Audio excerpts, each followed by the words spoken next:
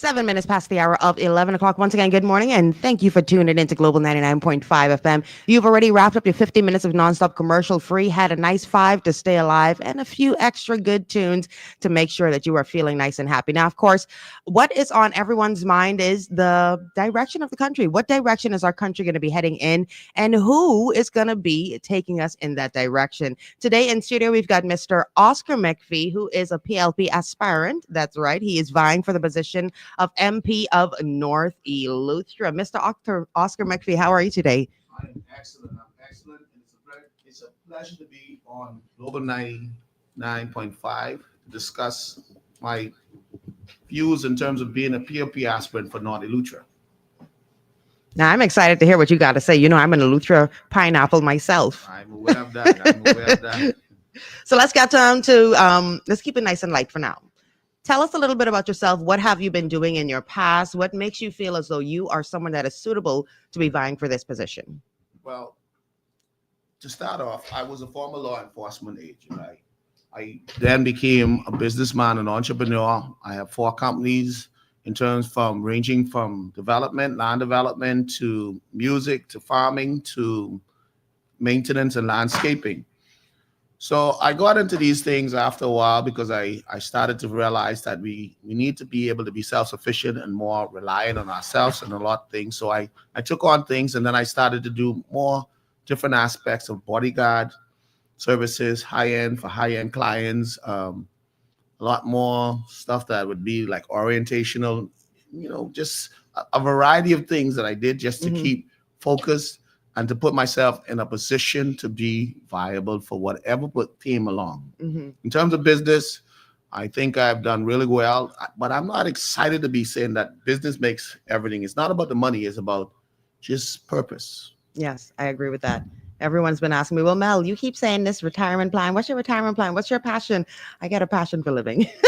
I got a passion for life. That's all it is. So, of course, you have a few different parties that you could have gone to. Why the PLP? Of all parties, why the PLP? That's a good question. Why the PLP? Because it's a foundation that I've built, has been built for a very long time. From 13, I remember my mom taking me all over the places with Shadrach Morris, Bradley Roberts, and to different places, Perry Christie, and showing me around and camp, and we go camping, and I learned. And the key was this: PLP was the party for the people. It still is the party for the people. And under the transformative leadership of our Prime Minister right now, Philip Brave Davis, I think we are still doing an excellent job, and we need another 5 more years to complete what he is about to do. I'm going to ask you, I think it might be a tough question. You don't have to answer it if you don't want to, okay? What makes a political party? Is it the specific people, or is it just the name and the history that might have been done by others? That's a very good question. And I think that's a very powerful question, because a lot of people don't understand what makes a political party. Or why even vote for them. But the fundamental mission of the party for the PLP is very strong and very much transparent. They collect, they gather people, they bring various people from different aspects, and they bring them together for a common purpose, to be able to enjoy the freedom that the party has, and to be a diplomatic party. What I like about the PLP is this: they don't discriminate. That is true. Right? And we are a party with open arms. But what I like too is the backbench, the intelligence, the diversities, the mindsets, the way a party is like a machinery of different parts that's so unique, that's very good.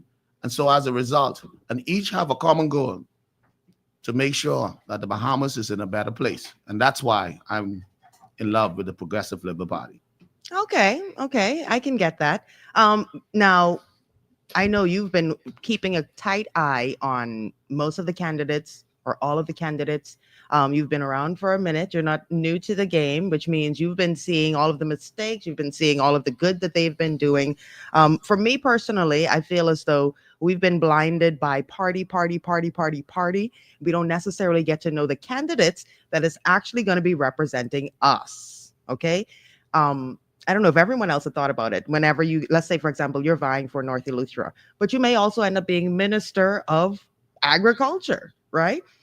I haven't found that there has been much change in the communities. I feel as though they've been the MPs have been more focused on the ministry, or you know what I mean? If you're a minister of agriculture, you focus more on agriculture, but I haven't really seen, not saying that Mr. Jumo isn't doing a good job. Okay.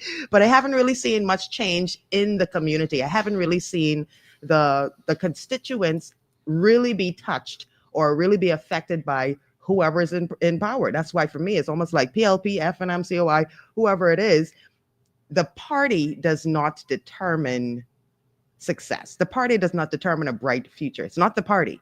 It's a specific person. So what different would you be bringing to the community of North Eleuthera that every other party has not brought? Not even party. Every other candidate has not brought. What is the new plans? That's a very good point. I was just waiting. And I like the fact that you touched on agriculture. But first, let me address what you said. What difference can I bring to the party in terms of I'm elected to as a member of parliament for North Eleuthera? Transformational leadership and visionary leadership is key. You have to inspire people. You have to make people see the value of what they have. As concerning agriculture, I love agriculture, and I believe that agriculture is one of the key components for us as Bahamians. We have to feed ourselves. Mm-hmm. One of the things of being a transformational leadership is this. The more we export things and the more less import comes into us, the better we become. We can be self-sufficient, we can be better equipped, and we can be able to now see the value of what we have. In terms of agriculture is a $1 billion industry. Yes.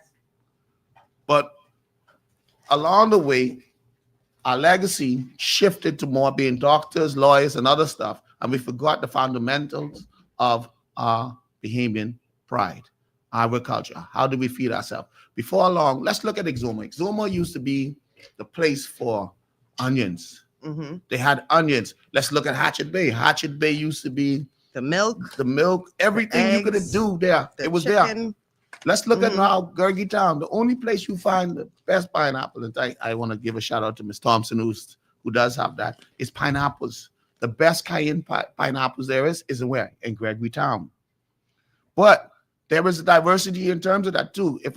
Let's say I'm the Minister of Agriculture, I would promote that. I would push that. I would also push fishing. Like I said, the Chinese came up with an idea that was so vital for them to grow.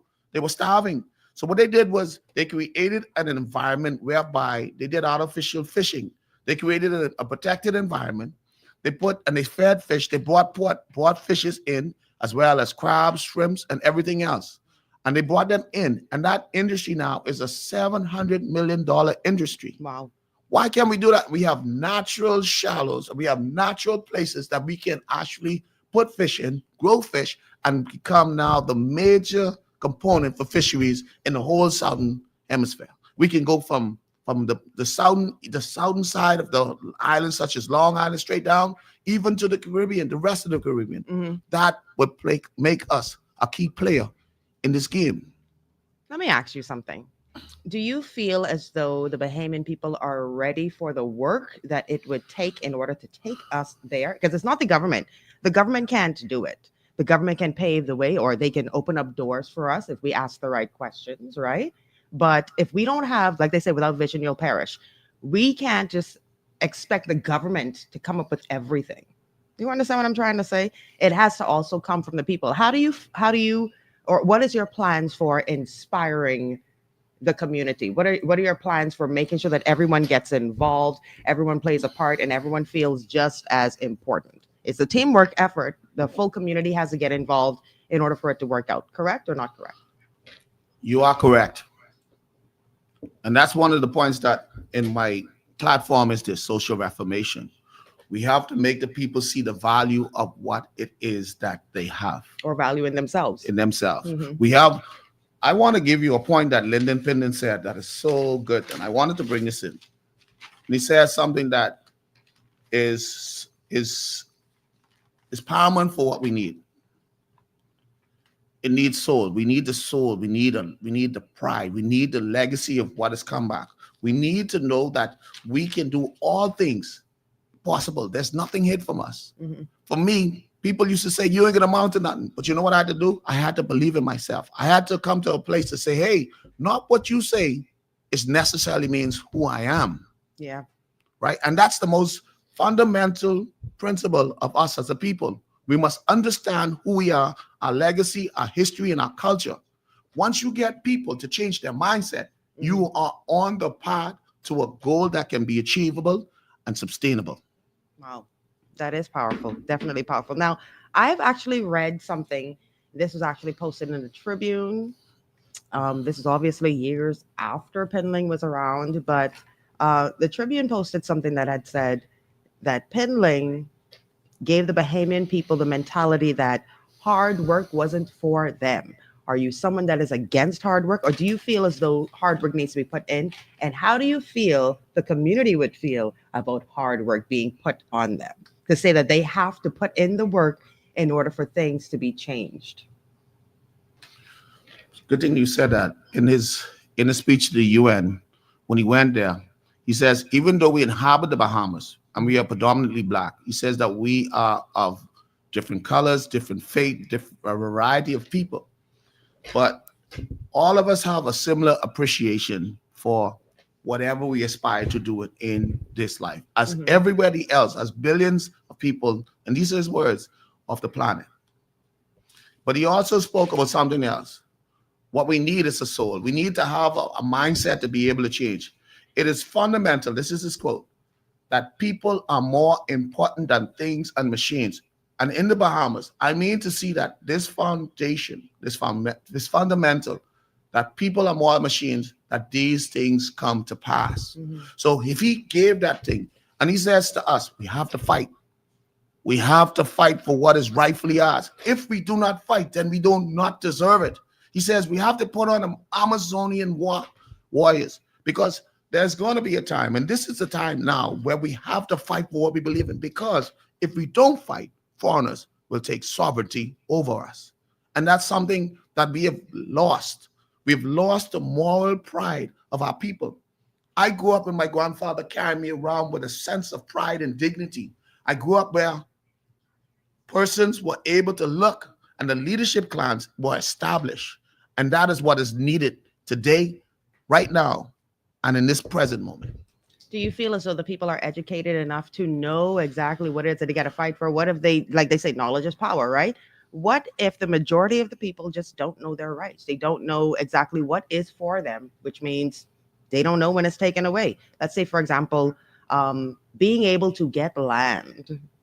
You have more foreigners abusing that right than you have Bahamians abusing that right. Bahamians are thinking, oh, we are priced out of the market, or, there's no opportunity here for the Bahamians or whatever it is. But there are lots of things going on that the Bahamian people does not know about. So do you think maybe it's more of a lack of information? And if so, how do you plan to get the information out there so they can actually be empowered?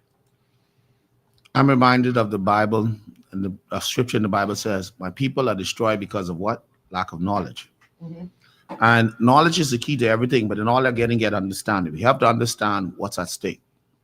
And I believe if I'm given the opportunity to become the member of parliament for North Eleuthera, I want to bring in programs. I want to be in programs of historical culture and to deal with land reformation, to deal with articles, the codes, and all of the other matters that pertains to what is necessary for us to move ahead as a people.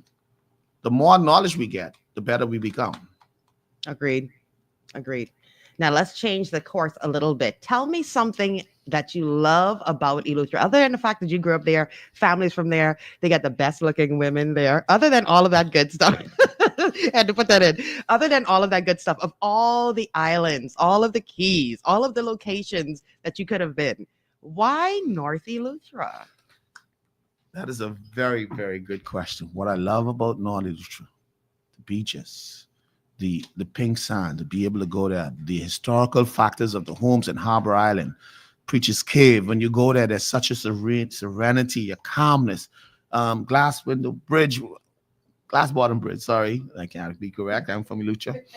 And when you go there and you see You see the Caribbean Sea as versus the Atlantic Ocean. And then you see the diversification. When you see the waves are so strong in the Atlantic Ocean, you look at it and you wonder. And then what I love most is the Queen's Bath. The what? The Queen's Bath. The Queen's Bath. Right next to it is so beautiful. So you could sit in that and just watch the Atlantic Ocean. It is so beautiful. And here's a hidden wonder that we do not know that is so powerful for Gregory Town. The sand. The sand in Gregory Town, when you go there and you just take that fine sand and you rub that on your skin, it takes all of the folic, it makes it so smooth. Wow. It's like a hidden wonder there. And so these are things that you find interesting about Eleuthera. Let's look at the Blue Hole and everything else. Eleuthera has so much historical and tourist attractions that there's no way it cannot be self-sufficient. There's no way that Eleuthera cannot be in the position to be a predominant first world settlement and constituency. Yes, we have Nassau, but Eleuthera is on the track to change the whole paradigm shift. And that is why I love North and Central Eleuthera and South. Wow, I'm loving that. And I love the fact that you repeatedly say self-sufficient. What are... Since you've been looking at North Eleuthera, obviously, you like you said, you have family there, so you have a little bit of history with North Eleuthera. But give me two things. Give me two things in North Eleuthera that definitely need some change or definitely need some attention. And what are your plans of getting the attention put there, and how do you plan to make a difference? Okay, so the first thing, first of all, that I spoke about earlier on another show is entrepreneurship, creating innovative ideas that have not been, that is essential, that has not been on North Eleuthera, but is vital for the growth of North Eleuthera. The second thing that I wanted to do in terms of that is, let's look at, say, creating a space for people with talents who have the gifts. And that's all under entrepreneurship. There's another aspect I want to bring, but that's all under entrepreneurship. Creating a space for persons who have talents, who have their gifts, to be able to sell their talents and their gifts. If you are artists, you are fruit, you can then create a space that's feasible for them to come and sell it. At the same time, what you're doing now, if that space now can generate enough things that you can do to be able to take care of the island, the needs of the island, or certain things.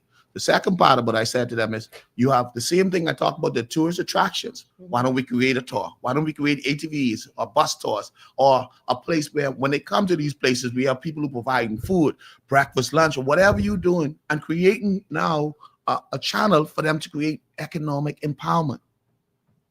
I agree. That is so vital for the island. When the people, that's what happened. When the people don't have nothing to do, they leave. But when there is invigorating ideas, when there are new things, and that keeps them on the island, it does two things. It promotes growth. It brings in intellectual, it brings a difference. It brings diversification that is needed for the island, and it changes the scope of the island. Now, how do we make it better? Because if the people come together, because it's the people that make the difference, right? So you bring something. Here's what I made a suggestion in terms of changing. And this is one of the other parts. Bringing an association of economic and social persons together that come now, because you have the three parts. You have the government, you have the local, and then you have the people themselves taking an active role in their communities. Once they know they have an active role, it does something for us. It does three things. It changes the mindset, it gives them an idea of value, and it makes them appreciate where they are and the location of what they're about to do. Agreed. So those are the things that are vital. And the next thing that I wanted to talk about, because I did say two, youth empowerment. What's that? Youth empowerment. We have to incorporate our young people and get them to see their skills and appreciation of who they are, and make them become apprentices, get them involved, get them into things that would be essential for the growth. What you're doing now is doing this and putting on a stepping stone. But when they come into power, they understand the fundamentals, they understand the place, they understand the apprenticeship, so they can now step in. So let's say I leave the scene. There is somebody that I can pass the baton down to. And that is something that we have not done, and it needs to be done. We need to learn to have the mentality to want to pass the baton on, because I mean, technically speaking, we just got over the whole let the young people have a chance thing, right? I find that there's a lot of young people around my age maybe a little older, some even a little younger, right? That has been given the opportunity. And we say, yay, it looks good, but are we really happy with the younger people having, the positions that they've been getting? Are they really ready for it? But let's leave that alone for a minute. Speaking of entrepreneurship, speaking of community doing a bit better, North Eleuthera as well as South Eleuthera, the entire Eleuthera has had an issue with water, has had an issue with power for a very, very long time. So in my mind, no matter how much you try to empower them, they are still going to be handicapped because the business can't stay open. You see what I mean? The business can't stay open. The schools cannot stay open the time frames that they're supposed to be open. And this is something that has been happening. I don't understand how it's been ignored, or I don't understand how the level of attention or the level of effort that has been put in has still only got us so far. You see what I mean? So do you feel as though, as you're speaking about empowering the Bahamian people, or let's say the people of North Eleuthera, do you feel as though you would have a solution towards that? The Billionaires Playground, which is considered Harbor Island, has power outages and days without water, which should not be. It should not be. Mind you, nothing is perfect. Anything made by man definitely will be a little faulty or whatever it is. But this is an ongoing situation that everybody has an issue with. I don't know if it's something that they forget during election time, but it is a serious situation. Do you think you'll be able to handle that? Okay, As you're so I speaking want of to empowering. say something and give credit to the Minister of Transport and who's in Yes. charge of the BPL. She's doing an excellent job in Harbor Island. She's doing an excellent job to try to assist. Here's where I think diversification comes in. I looked when I was there in 2014, from 2014 to 2016, I looked at how do we better ourselves? Solar power. Can we do solar power? Can we do wind turbines? Can we make it a public and a private thing whereby, let's look at Spanish Wells. Spanish Wells took possession of their power. They all pulled together, basically. They all pulled together. They did Mhm. something. So can it be different? Can it be the same? So that we can do it for Bryland and change the game plan? That's the billionaire's paradise, Bryland as well as North Eleuthera. as well as not. Okay, then. So can we do that? But here's another thing that I said to them that is so interesting. Current itself is one of the most undeveloped section in terms of natural resources. They have the current is there is so strong. It can create and generate electricity through water turbines that could actually filter through to the whole North Eleuthera to be able to make an impact and a difference. That could change. And that is why I said earlier, that is why you find that foreigners are now buying up land in Mhm. Current. Mhm. It's going to be the price of the land, and everything is going to go so skyrocket. They're going to put solar power. They're going to do different things that we are conventionally thinking that we need the government to do. But again, we talk about self-sufficiency, Yes. right? Here was another thing that I thought about. Solar power and the technology from China is so strong right now. It is so strong. You can actually make a business right now from cheap solar power stuff Mhm. that can keep you in. If BPL or anybody doesn't do it, you have an idea that can change the game plan. Bring in solar power, the lighting system, everything else. So whenever, because we're gonna expect things to break down, Mhm. but if we come prepared and we look at it and we change the mindset, then we who are in that position see it as two things: a business opportunity, right? To create business, to bring in solar power that would sell, you become a millionaire Yeah. in a short space of time. And the second thing about it is the people now, okay, they do it, but they still have power. So we have to look at from a perspective of visionary leadership. Mhm. When you have that vision, things change. And it's now we have to look at these things from a different perspective. I want to give you another quote that Lyndon Pinland says, and I want to use North Eleuthera. When he was in this, and I like this, the banner break movement, where he was talking about Freeport. And he began to talk about Freeport in such a way, he says, Freeport, you did a very good job. He began to talk about it. He says, you all built such a great place, Mhm. but you all built it in such a sense that the Bahamians themselves are being thrown out of it or taken out of it.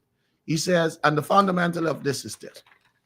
And I want to quote this, right? He says, you built a miracle of economic development. It is what it lacks is humanity. What it needs is a social conscience. What it must have before is it has to have soul. Once the people become, social reformation begins to take place in the minds of the people, anything is possible. Our greatest challenge that we did on the island was not deal with the social issues. I can say this from Harbor Island's perspective. What happened in 1968, I wasn't even born then. Mhm. But because of my forefathers' flaws, Mhm. it came and affected me. So I had to tell them, but I wasn't in that fight. It had nothing to do with me. The clans decided things. Mhm. So are you going to beat me for something that I do not know anything about? Mhm. Is that fair? Mhm. So we have to address the social issues that affect the family islands. We have to produce people who want to see better. And because if we start doing social reformation, people will want to come back to these islands. People want to do more things for these islands. People want to be able to be active in these islands. And what it does, it brings a sense of pride. It brings legacy back. Because the most important thing that you can do is bring back legacy. A legacy will outlive you for 100 years. Yes. And that's my view. That's my view of running for as a member of parliament, if I am given the opportunity to run for Northern Lutra. Bring back legacies. That when people see us, they see us in Northern Lutra as a proud, prideful people, the land of freedom. We are the land of freedom. And we deserve a place in the sun. But we have to make a paradigm shift to change how our mindset is. And that can only happen when you have a transformational leader and a visionary leader. Now, let me make this point clear. That is why I believe in the Progressive Liberal Party under Prime Minister, the Deputy Prime Minister, and those other persons that are in cabinet to make a difference. The reason why I'm running for the PLP is I've looked at the other parties, but the PLP can be the party to make that difference. Don't hate me for saying this, okay? The PLP is only as strong as its members, only as strong as its candidates. And I say that because, once again, we tend to get so blinded with the party name and we're not necessarily focusing on our candidates. So I feel as though, okay, I feel as though if you were to be elected as the candidate for PLP for North Eleuthera, I do believe that you will have a lot of good following your candidacy. So I'm just going to put that out there. Those of you that are listening, and you got to make sure that you get to know your candidates, okay? The people that are representing your constituency directly. I understand that they may all be, let's say, for example, you're going for PLP. Yes, of course, he's going to be under Philip Brave Davis, but he still has a mind of his own and he is directly responsible for the constituency that he is vying for. We're going to take a short 5 to stay alive. We're also going to open up our call lines just in case you guys got a question for him. Once again, you got to make sure you know the people that are vying for these positions. So while you're given the opportunity to ask the questions that you got to ask, make sure you give us a call, 326-0272. All right, we're going to jump into some good music, a short 5 to stay alive, and we'll be right back. Your job might be repetitive, but our music is not. It's the no repeat workday. 99.5 FM.